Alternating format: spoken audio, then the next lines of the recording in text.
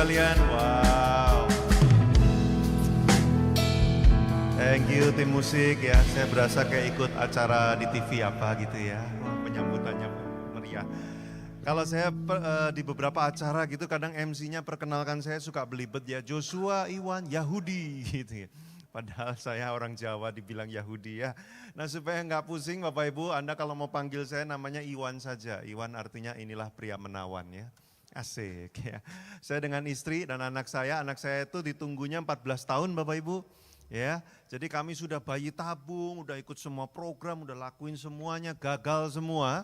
Tapi justru Tuhan kasihnya caranya normal, tanpa pakai apa-apa alami, kemudian kami bisa punya anak. Makanya saya sebut dia itu anak mujizat. Pelayanan kemanapun pasti saya bawa. Dari umur 2 bulan saya udah ajak kebaktian 3 kali, karena di gereja kami juga 3 kali gitu ya. Wah pokoknya saya ajak kemana-mana supaya dia cepat ketemu dengan Tuhan Yesus. Maksudnya bukan cepat ketemu dengan Tuhan Yesus ya. Maksudnya supaya perjumpaan dengan Tuhannya itu lebih cepat diperkenalkan sejak awal. Oke, so hari ini saya akan sharing tentang topiknya deeper and higher. Menjadi lebih dalam dan menjadi lebih tinggi. Nah kenapa ini penting Bapak Ibu? Karena banyak orang Kristen maunya higher-nya doang tapi nggak mau deeper. Banyak orang Kristen kalau berdoa Tuhan berikan aku promosi ya. Buat keuanganku meningkat, karirku meningkat, hidupku jadi lebih baik. Terus kemudian kan orang Kristen suka punya slogan ya, menjadi kepala dan bukan ekor. Ya. Tuhan bikin saya pertama naik dan gak pernah turun. Kan kita pengennya sukanya gitu ya. Saya juga maunya hidup naik terus. Kalau bisa kita naruh duit di saham, sahamnya kalau bisa naik terus, jangan pernah turun. Ya Bapak Ibu. Tapi yang paling penting adalah, nah slide saya nextnya boleh dimunculkan. Ada sebuah statement yang penting sekali. Semakin tinggi kehidupan yang kita inginkan, Bapak Ibu. Kalau Anda menginginkan kehidupan Anda makin naik, makin tinggi. Nah ini dia. Semakin tinggi kehidupan yang engkau inginkan, semakin harus kuat dan dalam. Nah ini penting nih Bapak Ibu ya. Makin Anda pengen naik tinggi, Anda justru harus makin dalam. Apa Bapak Ibu? Menaruh pondasi di dalam hidup kita. Kalau Anda lihat bangunan-bangunan itu Bapak Ibu ya, yang makin tinggi, 30 lantai, 60 lantai, makin tinggi gedungnya, maka dia pondasinya itu harus ditancapkan makin dalam. Kalau rumah Anda 2 lantai, 3 lantai, pondasinya ya kurang lebih cukup untuk 3-4 lantai gitu ya.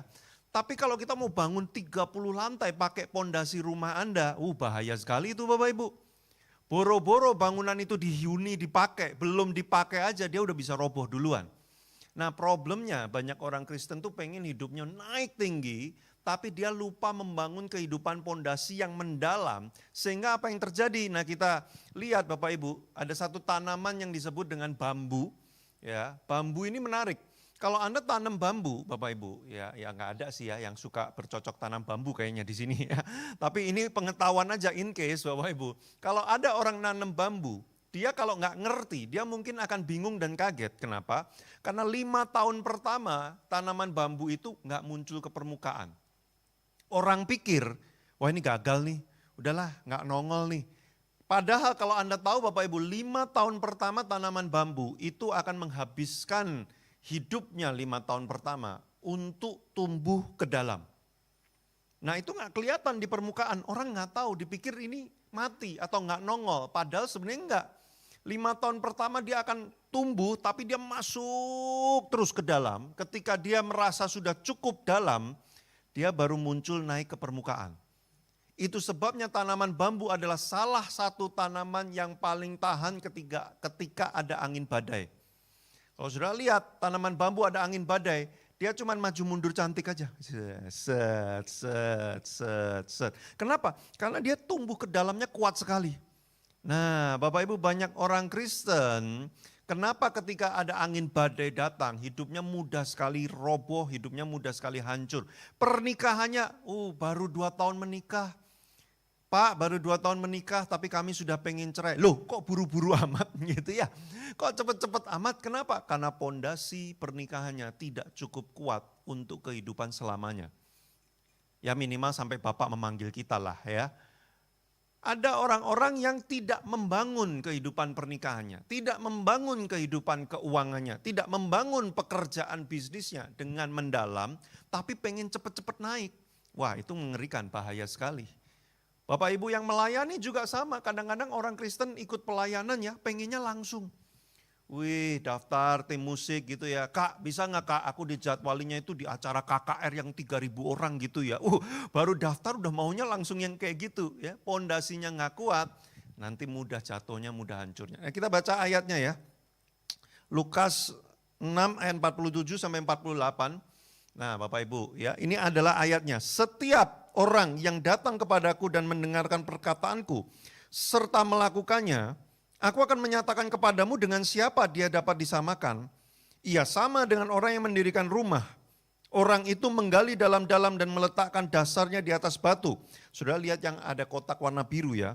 Ketika datang air bah dan banjir melanda rumah itu tidak dapat digoyahkan. Karena rumah itu apa Bapak Ibu? Kokoh dibangun. Air bah dan banjir itu apa? Nah, kita lihat. Ada 3 macam yang disebut dengan air bah dan banjir. Bapak Ibu, ya kita lihat yang paling kiri dulu. Ada bentuk air bah atau banjir namanya masalah. Ada yang nggak punya masalah sepanjang hidup? Selama hidup ya, dari pertama lahir sampai sekarang ada yang nggak ada masalah sama sekali? Coba tolong maju ke depan, saya tolong didoakan. Ya, kayaknya saya juga butuh didoakan sama orang itu. Kenapa? Saya masih punya masalah dalam hidup saya. Bahkan ada orang belum lahir aja udah bikin masalah. Kenapa kok bisa begitu?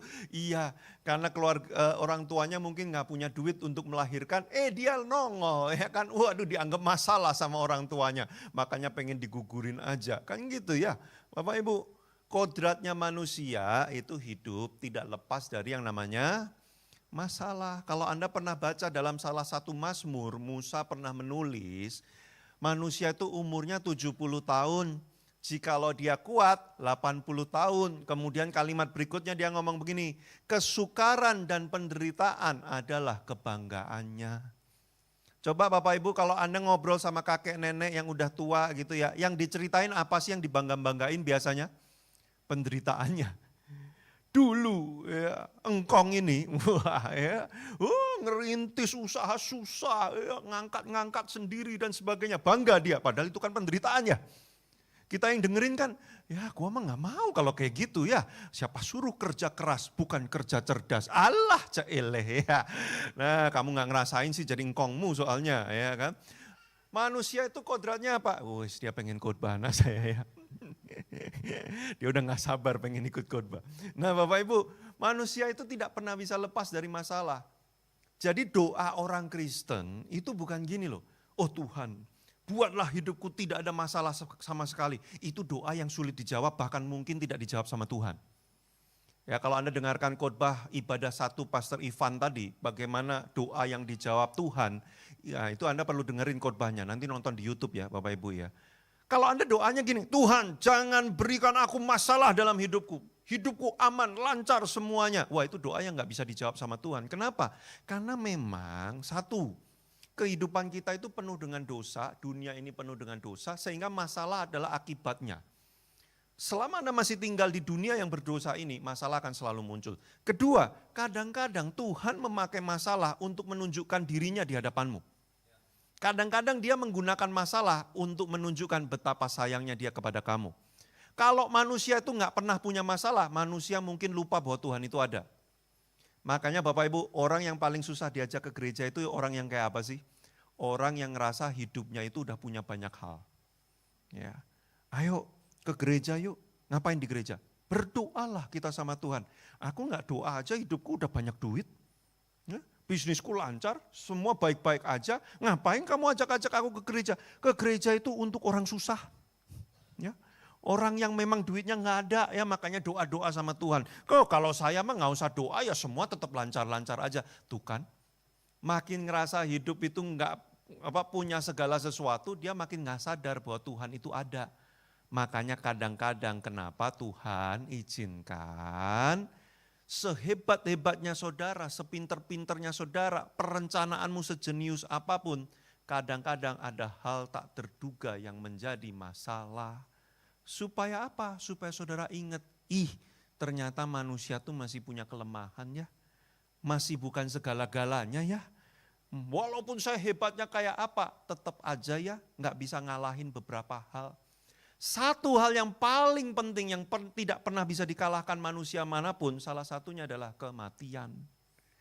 Saudara, kenapa ada kematian dalam hidup ini? Selain karena dosa, upahnya adalah maut, tetapi juga supaya kita ingat bahwa hidup kita nggak selama-lamanya di dunia ini, dan setelah itu kamu akan berjumpa dengan siapa?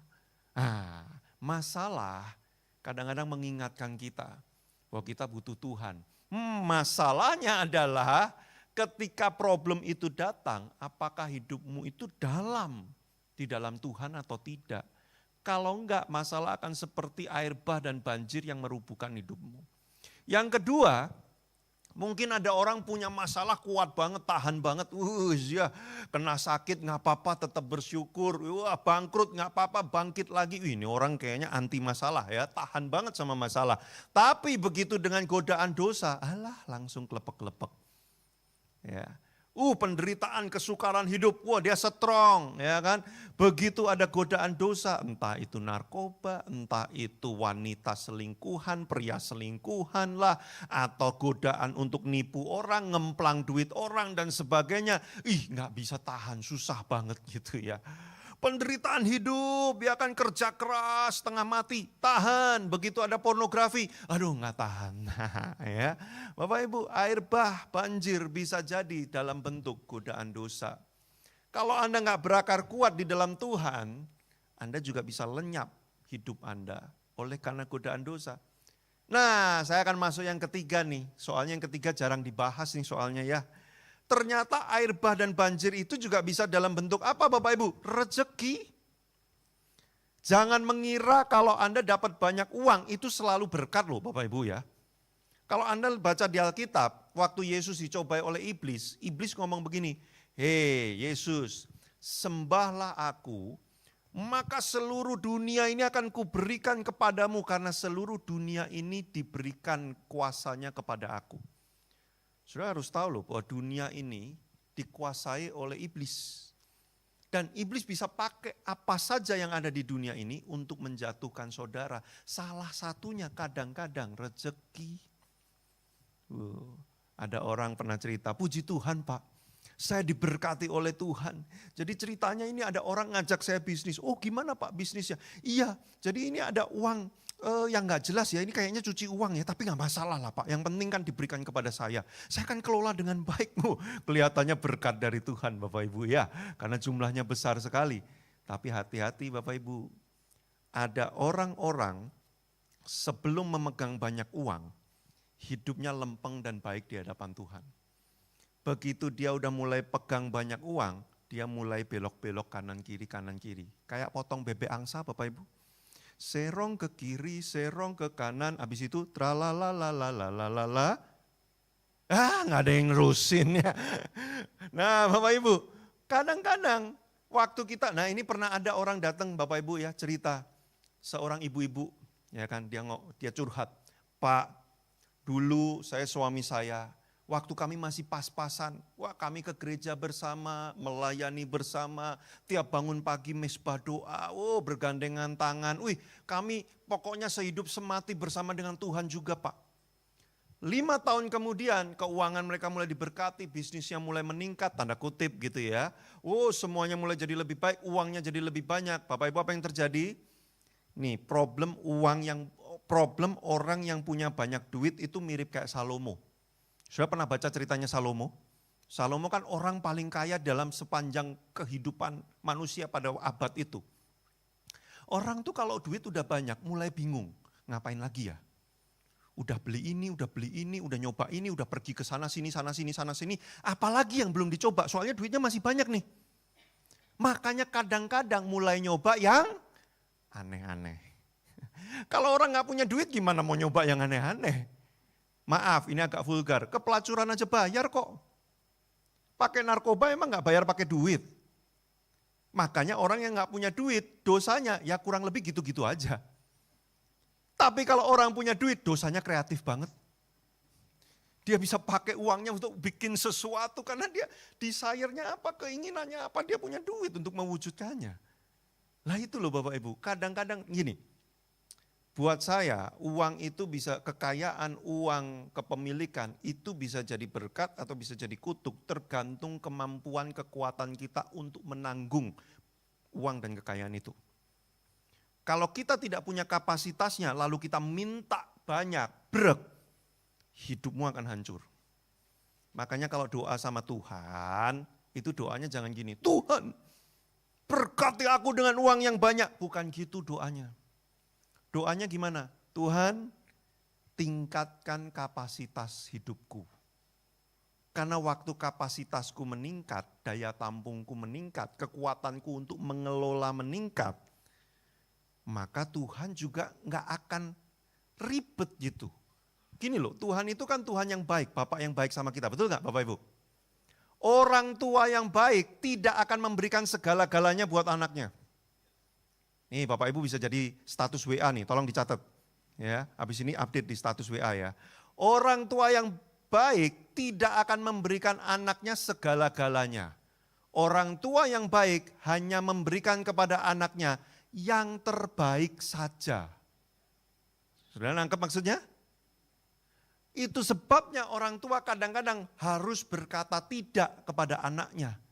Kenapa? Karena orang tuanya tahu ini bukan yang terbaik buat kamu. Makanya papa bilang tidak. Nah, tapi banyak orang berpikir gini, namanya orang tua yang baik itu memberikan segalanya. Apapun yang diminta anak, kita berikan, kalau bisa tambahin lagi. Wah, itu konsep yang salah. Bukan segala-galanya, hanya yang terbaik saja. Yang terbaik itu bukan segala-galanya. Pilih dong mana yang terbaik. Bapakmu di surga lebih ngerti lagi mana yang terbaik buat kamu. Itu sebabnya dia tidak akan memberikan segala-galanya buat kamu, dia hanya memberikan yang terbaik. Ketika doamu tidak dikabulkan, bukan berarti Tuhan jahat kepada kamu. Justru karena dia tahu ada yang lebih baik daripada yang kamu doakan. Itu sebabnya kadang-kadang doamu tidak dikabulkan.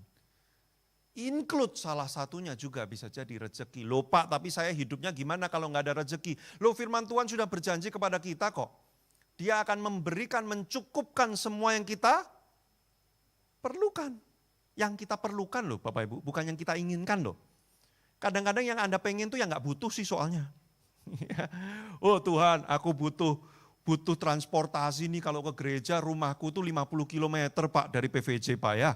Jadi kalau naik umum kayaknya kok panjang banget. Oh Tuhan berkati aku dengan kendaraan. Iya kebutuhanmu adalah kendaraan. Tapi kan gak harus Mini Cooper kan. Tapi saudara mintanya, kalau aku gak naik Mini Cooper kayaknya aku gak akan merasakan hadirat Tuhan. Nah itu pengen, bukan butuh. Firman Tuhan jelas, dia akan mencukupkan semua yang kamu butuhkan. Dia gak mungkin biarkan kamu kekurangan, gak cukup. Dia cukupkan yang kamu butuhkan. Tapi kalau soal keinginan, Tuhan gak akan berikan segala-galanya. Dia hanya berikan yang terbaik saja. Makanya kalau hidupmu gak mendalam, rezeki juga bisa jadi masalah buat hidup kita. Oke, yuk kita lanjut terus. Next slide. Boleh dimunculkan. Ada 2 poin yang penting, 2 pertanyaan yang penting. Pertanyaan yang pertama adalah begini Bapak Ibu. Oke, kita perlu membangun hidup kita dengan mendalam. Masalahnya adalah di atas dasar apa kamu bangun hidupmu. Banyak orang Kristen tapi nggak bangun hidupnya di atas dasar Kristus. Makanya saya suka bingung, kamu ini ngapain sih jadi orang Kristen? Jadi orang Kristen kenapa? Kok nggak mau sama Kristus? Lah kan aneh. Kata Kristen itu artinya adalah pengikut Kristus, mengikuti Kristus. Namanya mengikuti Kristus, segala sesuatu yang Kristus lakukan itulah yang menjadi dasar hidupku. Semua perkataan Kristus ya itulah dasar hidupku. Tapi ada orang ngakunya Kristen tapi dasar hidupnya bukan Kristus. Nah ini membingungkan. Makanya coba kita baca ayatnya. Ayat yang tadi lagi sih sebenarnya, tapi penekanannya berbeda. Tiap orang yang datang kepadaku dan mendengarkan perkataanku serta melakukannya, aku akan menyatakan kepadamu dengan siapa ia dapat disamakan. Ia sama dengan orang yang mendirikan rumah itu. Orang itu menggali dalam-dalam dan Meletakkan dasarnya di atas batu. Pak, batu ini maksudnya apa? Ayat berikutnya boleh dimunculkan. Yesaya 28 ayat 16. Sebab itu beginilah firman Tuhan Allah, sesungguhnya aku meletakkan sebagai dasar di Sion sebuah batu. Batu yang teruji, sebuah batu penjuru yang mahal, suatu dasar yang teguh. Siapa yang percaya tidak akan gelisah. Siapakah batu ini Bapak Ibu? Yesus Kristus. Jadi kalau mau hidupmu tidak tergoyahkan di bawah naik tapi tidak terguncangkan, sudah harus letakkan hidupmu di atas dasar Kristus. Banyak orang meletakkan hidupnya di atas dasar siapa? Dirinya sendiri.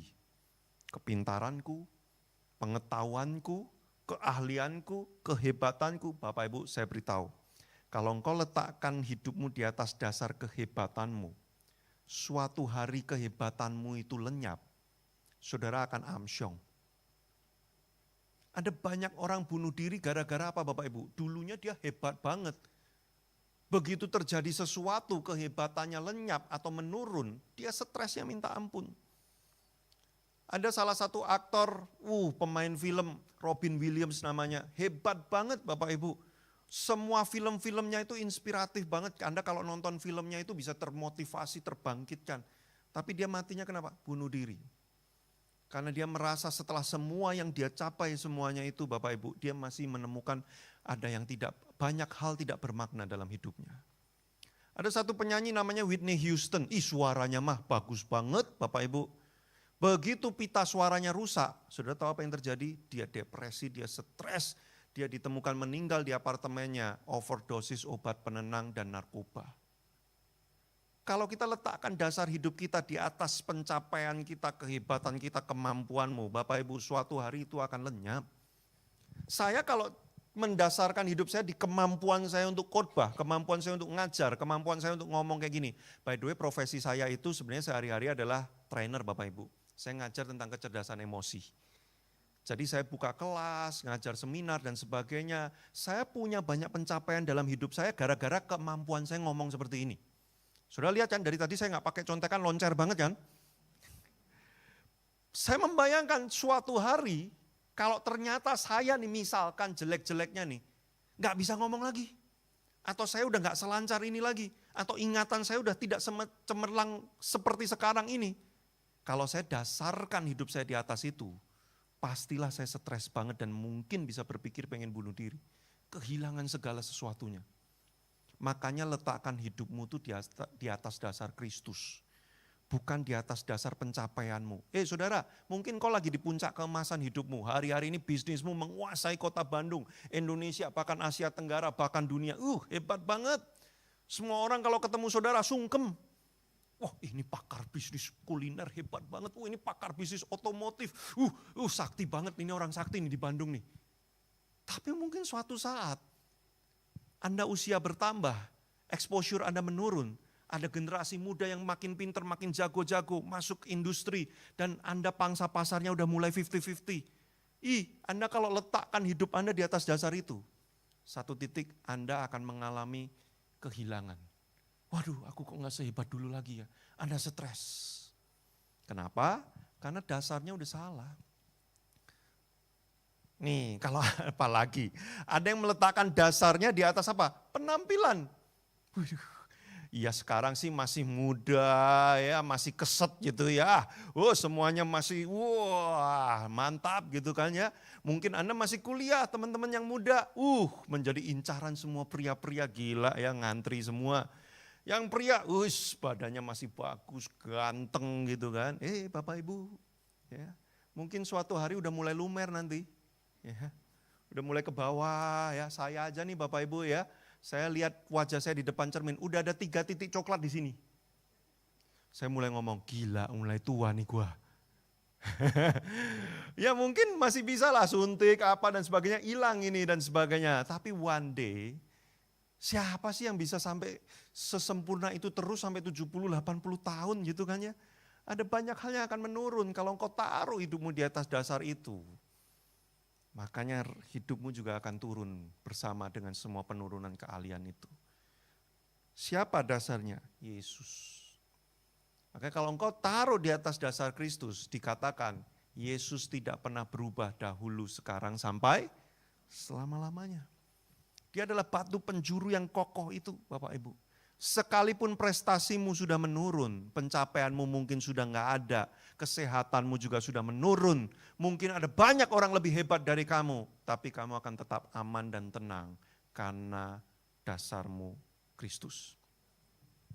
Saya, ini praktek saudara, dulu saya sangat mengagumi kemampuan saya sendiri, agak narsis.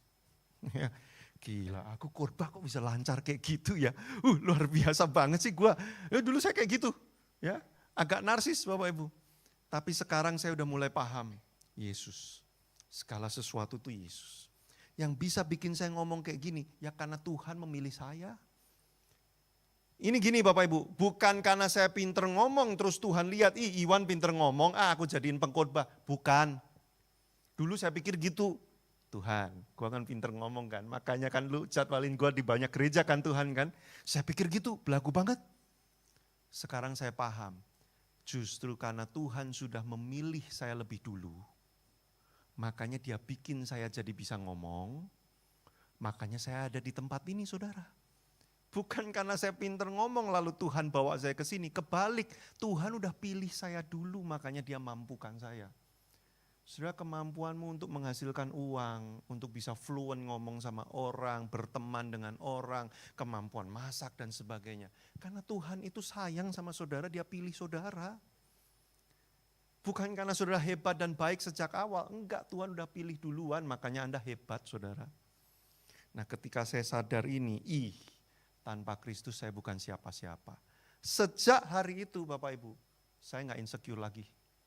Kalau ada orang lebih pinter ngomong daripada saya, lebih jago khotbah dari saya, lebih jago ngajar dari saya, gak apa-apa. Kalau dulu saya panik, gila ini lebih jago nih, gawat banget nih. Bisa-bisa saya gak diundang lagi nih, dia terus nih nanti yang diundang. Wih saya insecure, kenapa? Dasarnya saya sendiri. Tapi begitu Kristus menjadi dasar saya begini, gak apa-apa ada orang lebih hebat dari saya. Yang penting saya punya Kristus, Kristus segala-galanya. Itu udah cukup. Nih Bapak Ibu saya beritahu ya, kenapa sih manusia modern itu stres? Kenapa sih kita tuh hidup gelisah banget, stres banget? Karena kita membangun semuanya di atas dasar diri kita sendiri. Tapi kalau engkau bangun di atas dasar Kristus, saya cukup bilang begini, wih itu lebih hebat, wih itu udah luar biasa. Enggak apa-apa, Kristus tahu yang terbaik buat saya. Dia tahu titik saya seperti ini adalah titik yang terbaik. Kalau saya dibikin kayak orang itu, hebat banget, jangan-jangan saya malah kolaps. Jadi saya bersyukur aja. Jalani sebaik-baiknya, do your best, be excellent, tetapi enggak perlu insecure. Kenapa? Tahu Tuhan yang terbaik buat hidup saya. Saya udah di penghujung khotbah saya, pemain keyboard, dimanapun Anda berada, tunjukkan pesonamu. Ih kayak take me out ya Bapak Ibu ya. Wah iringi saya ya. Bapak Ibu apakah Anda tahu artinya kalau pembicara sudah mengundang pemain keyboard maju ke depan artinya apa? Khotbah hampir selesai, bilang sama kiri kanannya, udah hampir selesai sayang, 1, 2, 3 ya, tepuk pinggir ya, udah hampir selesai ya.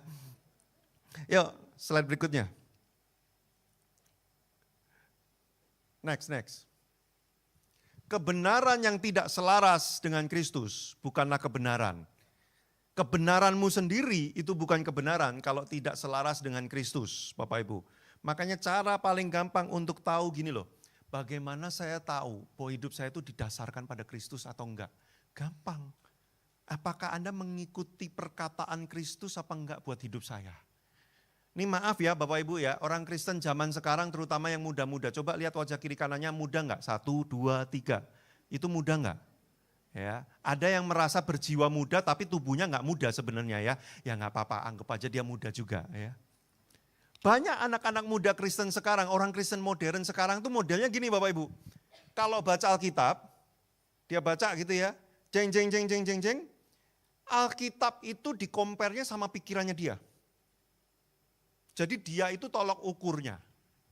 Waktu dia baca Alkitab, dia pakai tolok ukur dirinya sendiri untuk menilai ini Alkitab benar apa enggak. Lah itu orang Kristen modern banyak yang kayak gitu tuh. Jadi kalau baca Alkitab, kayaknya ini udah gak masuk nih untuk hidup zaman sekarang. Udahlah yang bagian ini kita gak usah baca lagi. Gitu saudara.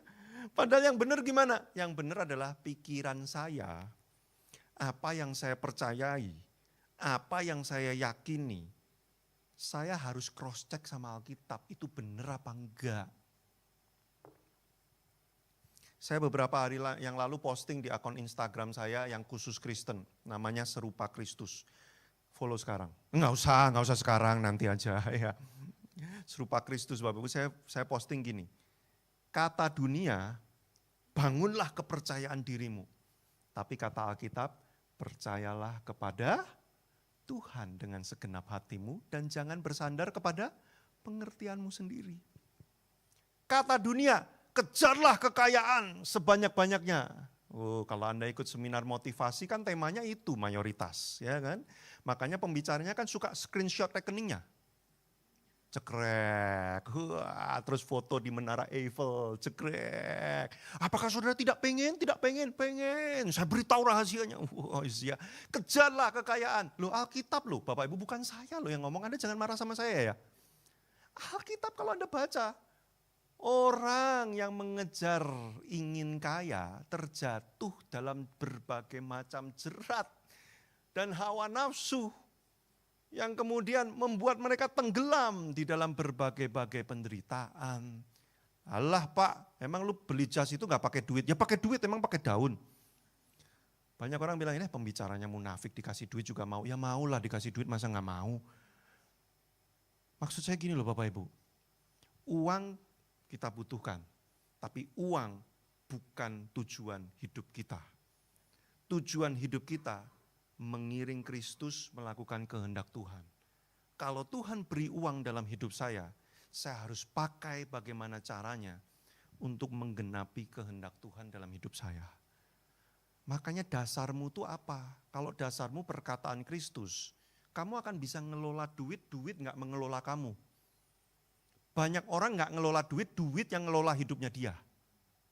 Banyak orang gak berkuasa atas duit, duit yang berkuasa atas dia. Ih ngeri Bapak Ibu. Kenapa? Karena perkataannya bukan perkataan Kristus yang jadi dasar. Boleh kayak ada suara apa gitu ya, blokor gitu ya, deng gitu ya. Nah, kan udah tunjukkan pesonamu tadi. Kadang-kadang kita mendengar influencer, ikut seminar, ajaran-ajaran filosofi dunia, Bapak Ibu. Anda perlu cross check apa kata Alkitab loh. Tuhan ngomong apa? Bukan gak boleh makan enak, jalan-jalan. Bukan gak boleh, siapa bilang, saya juga masih makan enak dan jalan-jalan. Tapi artinya gini loh Bapak Ibu, tujuan Tuhan dalam hidup kita ini apa? Perkataan Kristus apa? Kehendak Allah apa? Firman-Nya apa? Jangan sampai di luar itu menggantikan perkataan Kristus. Justru sebaliknya, semua yang kita miliki di dunia ini harus kita pakai untuk hidup kita di dalam Kristus. Makanya Bapak Ibu tahun 2023 dan awal tahun 2024 saya memutuskan, ini saya pribadi, ini contoh doang, Bapak Ibu gak usah harus tiru saya, ini cuma contoh. Dan contohnya cuma contoh kecil, sebenarnya malu juga saya cerita ini. Kalau saya lihat Paulus sih lebih dahsyat, saya malu sebenarnya cerita ini. Tapi saya mulai dari yang kecil. Saya ngomong sama Tuhan gini, Tuhan, mulai tahun 2023 akhir, saya ini seneng banget sepatu Bapak Ibu Saudara. Selera sepatu saya itu yang nyentrik dan nyeleneh dan aneh. Jadi kalau saya lagi jalan-jalan ada sepatu yang aneh gitu, godaan untuk beli itu kuat sekali. Ya, yang tahu saya di gereja lokal saya di Jakarta, mereka udah tahu lah yang namanya Joshua Iwan Wahyudi, kalau khotbah sepatunya pasti aneh-aneh gitu ya. Tahun 2023 akhir dan 2024 saya ngomong sama Tuhan gini, Tuhan 2024 saya memutuskan tidak akan beli sepatu sama sekali, tidak akan beli fashion satupun, dan puji Tuhan sampai detik ini itu terjadi. Udah setengah perjalanan, saya nggak beli satu fashion apapun lagi tahun 2024, 2025 nggak tahu ya. Tapi at least 2024 saya udah ngomong sama Tuhan gitu. Loh urusannya apa? Saya bilang gini, saya mau pakai duit budget fashion saya untuk saya mulai mendirikan satu yayasan. Terus lewat yayasan ini saya mau pakai untuk bikin kelas-kelas edukasi untuk orang-orang non-Kristen yang isinya tentang pemulihan hati Bapak, gambar diri, berharap mereka ketemu Tuhan Yesus lewat kelas-kelas itu. Saya pakai yayasan itu. Saya mulai 2024 udah full timein satu orang, menggaji satu orang, pakai duit apa? Budget fashion itu. Saudara, ini pilihan, ini gak ada di Alkitab, gak ada disuruh, ini bukan perintah, ini bukan Taurat, ini pilihan ketika saya mengerti bahwa salah satu perkataan Yesus yang menjadi dasar hidup saya adalah muridkan semua bangsa. Semua orang harus mendengar Yesus. Saya nggak bisa pergi ke tempat-tempat penginjilan itu. Sudah lihat tubuh saya yang begini kan. Saya nanti kalau di pelosok, wah bisa dipikir ini crispy nih ya kalau digoreng ya. Karena kan tinggal tulang sama kulit doang, kan enak ya crispy gitu ya. Enggak bercanda Bapak Ibu. Saya pergi ke beberapa tempat, tapi memang saya bukan tipe yang kayak gitu, susah sekali. Lalu saya bertanya sama Tuhan, Tuhan saya mesti lakukan apa? Kamu kan bisa ngajar, kamu kan bisa bikin modul. Bikinin modul untuk orang yang belum kenal Tuhan. Supaya di kelas-kelas itu mereka mulai ke-trigger untuk bertanya, Bapak itu siapa? Tuhan yang benar itu siapa? Kalau aku mau pulih gambar diriku, aku mesti ketemu Tuhan yang seperti apa? Sudah saya pakai budget itu untuk itu. Sudah khotbah saya hari ini, maaf saya tadinya nggak ngomongin tentang ini. Serius, lihat slide saya, sebenarnya masih banyak. Tapi saya stop sampai di sini, nggak tahu kenapa Tuhan belokkan ke topik ini. Tapi saya rasa ini satu hal yang penting Bapak Ibu adalah gini. Hidupmu itu bukan cuma buat kamu saja. Kristus pengen muncul lewat hidupmu. Boleh gak punya banyak hal? Boleh.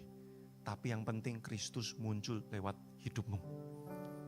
Ada orang-orang yang gak bisa dijangkau, hanya bisa dijangkau oleh saudara saja. Kenapa? Karena saudara dianggap sakti tadi di industrimu. Sudah bisa ketemu siapa saja dan ngomong apa saja dan orang dengerin. Sementara orang kalau dengerin saya, belum tentu mau didengerin. Tapi saudara didengar. Kenapa? Karena engkau pemimpin di industri ini. Engkau pengusaha yang paling sukses di kota Bandung ini mungkin, di area itu, di industri itu. Sudah pakai itu untuk menyatakan kebenaran Kristus. Untuk itulah mungkin Tuhan mengangkat engkau tinggi. Tapi engkau harus mendalam bersama Kristus. Supaya posisimu itu enggak menghancurkan kamu. Sudah nangkep enggak apa yang saya sampaikan? Kalau sudah nangkep kita selesai nih. Kalau sudah enggak nangkep saya ulang dari awal nih. Terpaksa nangkep ya. Oke, enough. Saya berhenti bicara. Bapak Ibu saya titipkan hati kerinduan ini. Ada banyak orang yang harus berjumpa dengan Kristus lewat hidup saudara. Untuk itulah Tuhan ingin angkat engkau tinggi. Tapi engkau harus mengakar dalam Kristus. Supaya waktu engkau dibawa naik, hidupmu gak hancur. Tapi justru menjadi mercusuar. Orang lihat Kristus di pernikahanmu, bisnismu, keuanganmu, pekerjaanmu, pelayananmu, semuanya. Wow, sudah mau itu terjadi? Yuk kita datang di hadapan Tuhan nyanyi satu lagu apa ya? Tim musik ada satu lagu apa enggak?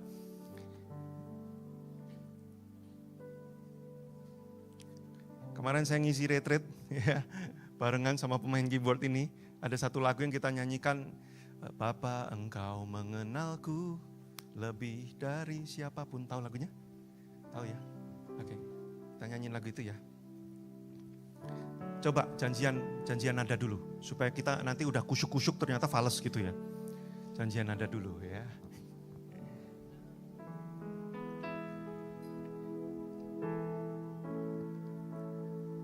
Bapa engkau mengenalku lebih dari siapapun.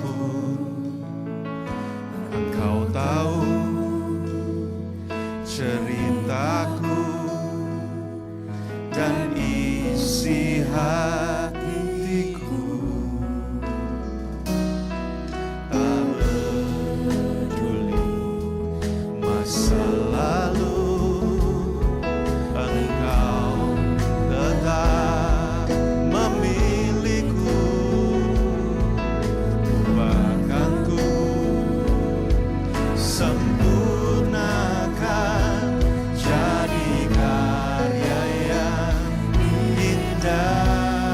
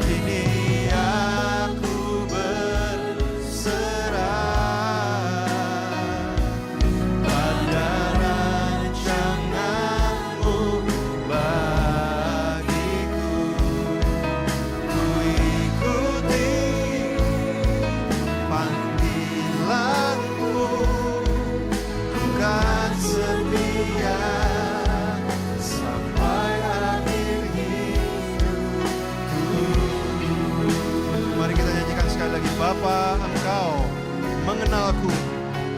Bapa, Engkau mengenalku lebih dari siapapun. Engkau tahu ceritaku dan isi hatiku. Tak peduli masa lalu, Engkau tetap memilihku. Ubahkanku, mari Tuhan, sempurnakan jadi karya yang indah. Kini aku percaya, tiada yang mustahil bagimu. Kuasa-Mu kuatkanku, dasarku berharap. Kini aku berserah pada rancangan-Mu bagiku. Ku ikuti panggilan-Mu, ku kan setia sampai akhir hidupku.